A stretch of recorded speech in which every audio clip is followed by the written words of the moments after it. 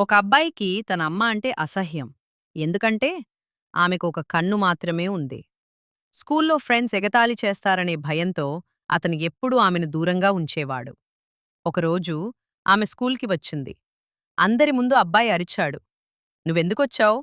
నువ్వు చనిపోతే బావుంటుంది." ఆ మాట విన్న అమ్మ కన్నీళ్లతో వెనక్కి వెళ్ళిపోయింది. కాలం గడిచింది.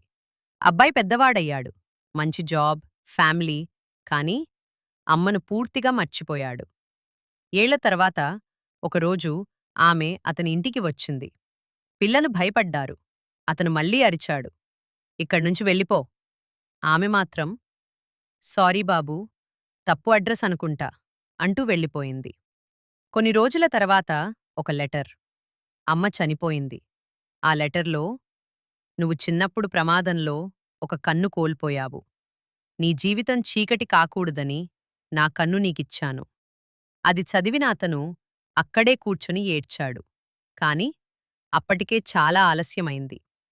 ఈ కథలో నీతి ఏంటి అంటే, అమ్మ ప్రేమ మాటల్లో చెప్పలేం. ఆమె త్యాగం మన జీవితమే. అందుకే అమ్మ ఉన్నప్పుడే బాగా చూసుకోండి.